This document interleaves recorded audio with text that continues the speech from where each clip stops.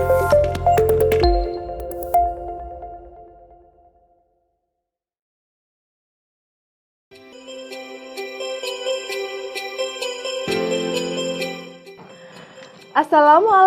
warahmatullahi wabarakatuh. Halo anak-anak, apa kabar kalian hari ini? Semoga kalian selalu dalam keadaan sehat walafiat dan tentu saja tetap bersemangat meski belajar dari rumah. Hari ini anak-anak akan belajar bersama Bu Mita. Sebelum kita mulai pembelajaran hari ini, mari berdoa bersama sesuai dengan agama dan kepercayaan masing-masing. Berdoa, mulai.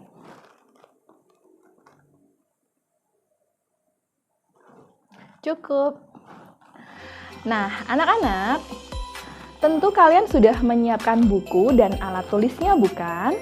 Sambil menyimak pembelajaran ini, silahkan kalian buka buku tema kalian masing-masing dan tentu saja dengan alat tulis yang lainnya. Hari ini kita akan belajar tema 1, indahnya kebersamaan, subtema 1, keberagaman budaya bangsaku, pembelajaran yang keempat.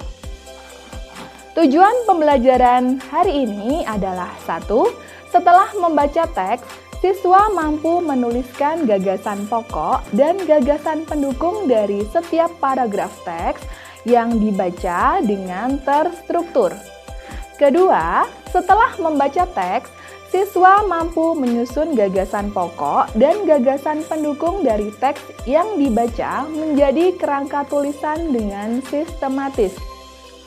Yang ketiga, setelah melakukan demonstrasi, siswa mampu menjelaskan pentingnya sikap persatuan dan kesatuan dalam keberagaman dengan terperinci. Kemudian yang keempat, setelah berdiskusi, siswa mampu menemukan contoh-contoh sikap persatuan dan kesatuan dalam keberagaman di lingkungan dengan benar. Nah, anak-anak, kita mulai pembelajaran yang keempat. Indonesia juga kaya akan keberagaman kain tradisional, misalnya batik, songket, dan ulos.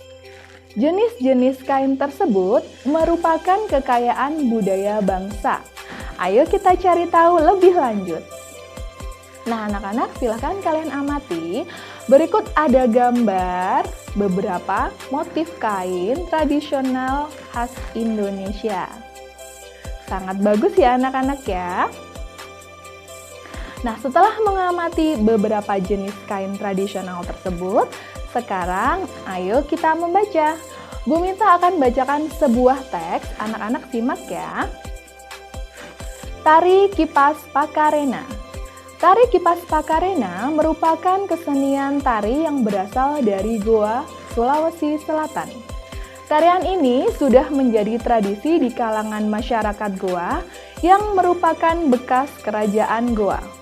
Kisahnya berawal dari perpisahan antara penghuni Botinglangi atau negeri kayangan dan penghuni Lino atau bumi pada zaman dahulu. Konon sebelum berpisah, penghuni Botinglangi sempat mengajarkan kepada penghuni Lino cara menjalani hidup seperti bercocok tanam, beternak, dan berburu. Cerita ini diabadikan dalam gerakan tarian. Makna gerakan tari Kipas Pakarena seperti gerakan berputar searah jarum jam, melambangkan siklus hidup manusia. Gerakan naik turun mencerminkan roda kehidupan yang kadang berada di bawah dan kadang di atas. Cara menari yang lembut mencerminkan karakter perempuan Goa yang sopan, setia, patuh, dan hormat. Secara keseluruhan, gerakan tari ini mengungkapkan rasa syukur. Nah, setelah menyimak teks tari Pakarena, tugas anak-anak berikutnya adalah yang pertama, anak-anak akan mencari gagasan pokok dan gagasan pendukung teks tari Pakarena. Sudah bisa ya di pembelajaran sebelumnya? Kan sudah pernah ya? Oke, pasti bisa. Ada 3 paragraf, jadi nanti masing-masing dicari gagasan pokoknya mana, gagasan pendukungnya yang mana. Begitu ya anak-anak ya. Seperti yang telah kalian ketahui sebelumnya, kita hidup penuh dengan keberagaman. Di dalam keluarga, hampir setiap anggotanya itu berbeda-beda. Di sekolah, kalian juga mempunyai teman yang berbeda-beda. Di masyarakat juga mempunyai tetangga yang berbeda-beda. Tahukah kalian perbedaan yang ada di keluarga, di sekolah, dan di masyarakat akan menjadi indah apabila dilandasi oleh persatuan dan kesatuan? Apa sebenarnya makna persatuan dan kesatuan? Nah, untuk menjawabnya, mari kita lakukan kegiatan berikut ini. Ini sebagai tugas anak-anak yang kedua, yaitu mencari makna persatuan dan kesatuan. Nah, bagaimana caranya? Nah, anak-anak akan melakukan sedikit percobaan ya. Yang pertama, ambil sebuah sapu lidi. Cabut sebatang sapu lidi dari sapu tersebut, lalu gunakan sapu dan sebatang lidi tersebut untuk menyapu. Jadi yang pertama menggunakan sapu yang penuh dengan lidi, yang kedua hanya dengan sebatang lidi. Lalu kalian bandingkan hasilnya. Kalian tulis hasilnya di buku tugas kalian dan jangan lupa nanti dikirimkan ke guru kelas kalian. Cukup mudah ya. Anak-anak pasti bisa menyapu kan di rumah? Nah, pada umumnya sapu lidi digunakan untuk menyapu. Bisakah sebatang lidi digunakan untuk menyapu anak-anak? Tentu tidak.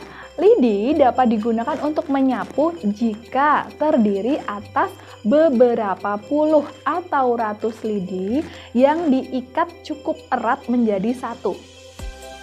Nah, dengan menyatukan lidi-lidi dalam satu ikatan akan tercipta kekuatan yang besar.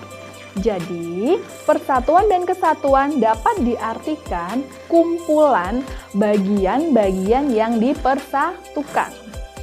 Hal itu merupakan bukti pentingnya kekompakan dalam mewujudkan persatuan. Dengan demikian, persatuan tidak mementingkan kepentingan diri sendiri ataupun kelompok, tetapi lebih mementingkan kepentingan umum. Nah, sebagai tugas anak-anak yang ketiga, itu adalah menemukan contoh lain sikap persatuan dan kesatuan dalam keberagaman. Ada contoh tabel ya anak-anak ya, yang di sebelah kiri adalah sikap yang menunjukkan persatuan dan kesatuan, lalu yang di sebelah kanan adalah sikap tidak menunjukkan persatuan dan kesatuan. Nah, anak-anak cari masing-masing minimal 4 ya, sesuai dengan tabel. Tapi misalnya anak-anak mau lebih banyak, lebih bagus. Cukup mudah ya. Nah, anak-anak, apa saja ya yang sudah kita pelajari hari ini? Menurut kalian, apa yang akan terjadi jika kita memiliki sikap persatuan dan kesatuan? Seperti tadi yang Bu Mita terangkan, anak-anak pasti sudah tahu ya. Lalu yang kedua, apa yang akan terjadi jika kita tidak memiliki sikap persatuan dan kesatuan? Pasti anak-anak sudah tahu ya anak-anak ya. Baik anak-anak, untuk pembelajaran keempat kita hari ini selesai sampai di sini ya.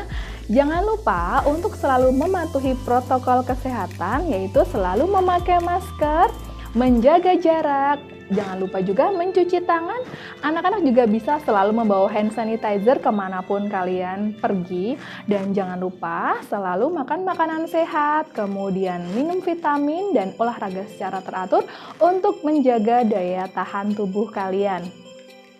Materi selanjutnya adalah tema 1, indahnya kebersamaan, subtema 1, keberagaman budaya bangsaku, pembelajaran yang kelima yang akan diterangkan oleh ibu guru atau bapak guru yang lain. Wassalamualaikum warahmatullahi wabarakatuh.